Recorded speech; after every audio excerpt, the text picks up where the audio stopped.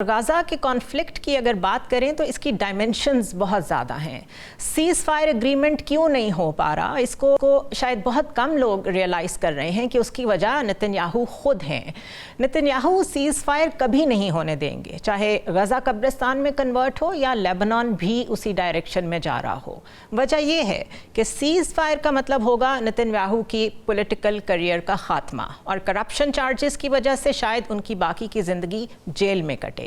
जंग जारी रहेगी तो वो खुद भी महफूज रहेंगे और साथ साथ ग्रेटर इसराइल प्लान के ज़रिए से वो शायद अपनी इमेज बिल्डिंग बेहतर तौर पे कर पाएँ। बहरहाल सूरत हाल ये है कि रोज़ दुनिया में उनके ख़िलाफ़ और गज़ा में अमन के लिए मुजाहरे हो रहे हैं, और दिन ब दिन US और उसके इत्तेहादियों के लिए इसराइल की हमायत जारी रखना मुश्किल होता चला जा रहा है। इस पर मज़ीद बात करते हैं। हमारे साथ मौजूद हैं मंसूर जाफ़र साहब, जो कि editor Al Arabiya Urdu Islamabad हैं। Thank you so much Mansoor sahab for joining us. Mansoor साहब, सिचुएशन तो रोज़ाना एस्केलेट हो रही है इन द सेंस के लेबनान पे और गाज़ा पे इसराइल के अटैक्स नहीं रुक रहे। जापान में, स्वीडन में, दुनिया में कई जगहों पे इस वक्त दहशतगर्द नेतन्याहू के नारे बुलंद हो रहे हैं, पब्लिक सेंटिमेंट सड़कों पे आ रहा है, लेकिन उससे कोई फ़र्क नहीं पड़ रहा। आपको लगता है कि अगर यह जब तक डिप्लोमेटिक कवर पास रहता है इजराइल के पास, जब तक US सपोर्ट, आर्म्स की जो सपोर्ट है वो रहती है,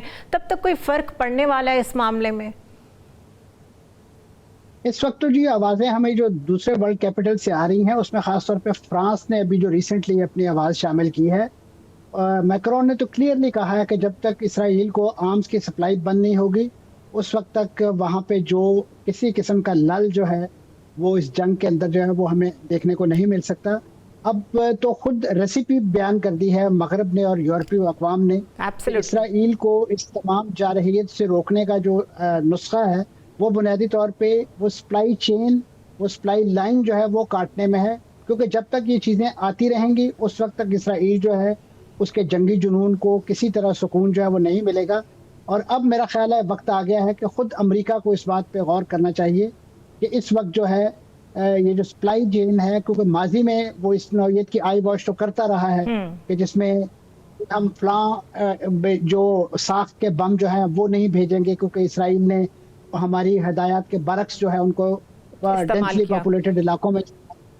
लेकिन उसके बावजूद सप्लाई भी जारी रखी है। अब तो मैं समझता हूँ कि ये जो सिचुएशन डेवलप हुई है, अब ये एक ऐसी अब इसमें दबाव, इस फ्रंट पे जो है वो दबाव बढ़ाने की ज़रूरत है। एक थोड़ी सी इसमें जो कल की एक डेवलपमेंट है आपकी नज़र से भी गुजरी होगी, उसमें अमेरिका ने UAE को और सऊदी अरब को जो है आर्म सप्लाई के हवाले से जो है बड़ी खुशखबरी सुनाई है। शायद अगर उनको एक नई मार्केट वहाँ मिल जाए तो फ़लस्तीनियों की जान खुलासी हो जाए, लबनानियों को कोई सुकून का सांस लेने का मौका मिल जाए, क्योंकि इसराइल अमेरिका को तो अपने असला ही बेचना है। वो चाहे इसराइल पता नहीं बेचता है या नहीं बेचता, लेकिन बाकी दुनिया को बेच के, और ख़ास तौर पर जो इस वक्त बड़े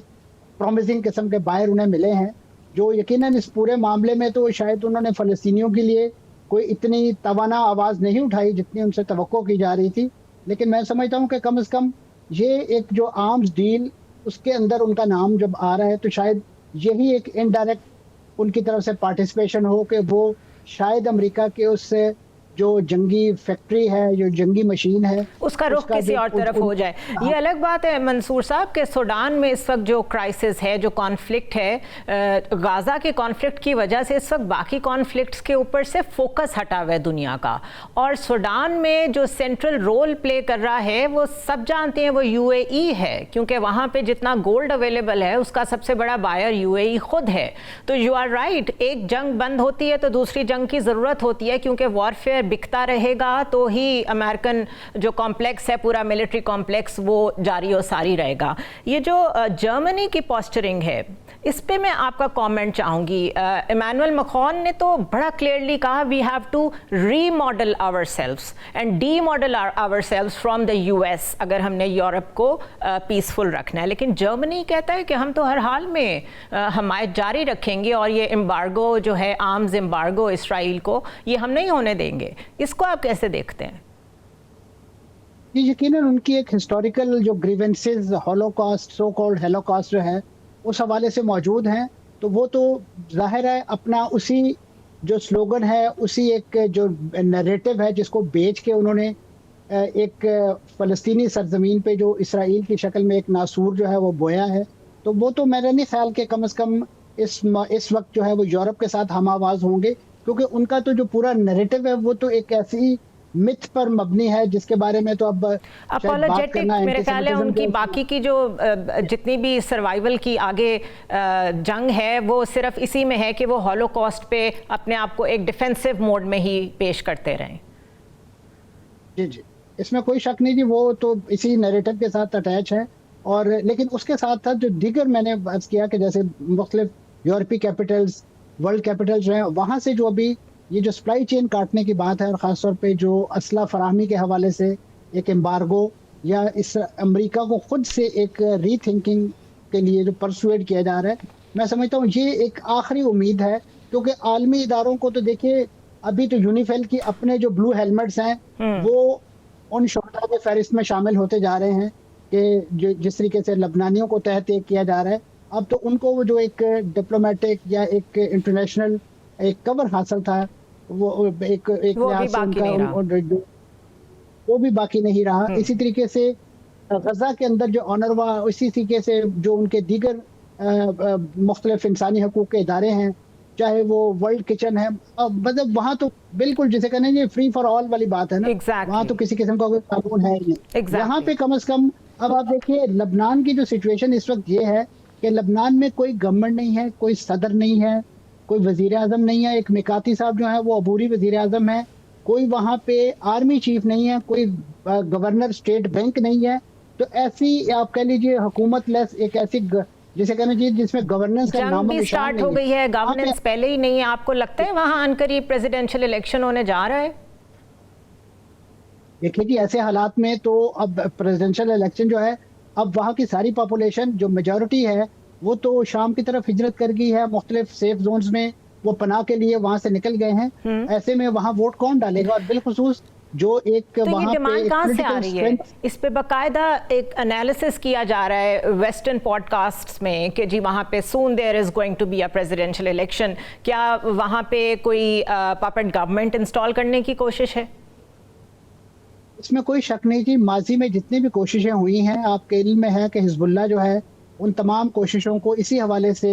सबताज करती रही है कि वो पपेट रिजीम के तौर पे ही उनको, चाहे वो रफ़ीक हरारी के साहबजादे जो हैं उनकी हुकूमत हो, उसके बाद जितने भी वहाँ पे जो वॉरिंग फैक्शन थे जो माजी में, चाहे अमल मलेशिया है, वलीद जुम्बलात की, या उसके बाद नबी बैरी, जितने भी ये सब लोग जो हैं तमाम के तमाम इनके बारे में यही एक वहाँ पे एक ख़ास तौर पे जब आपको याद होगा समुद्री हदूद की डिटर्मिनेशन की जा रही थी इसराइल के साथ, तो उस वक्त भी इसी नौइयत की आवाज़ें सुनाई दी थी कि यहाँ पे कोई एक हुकूमत जो है वो कायम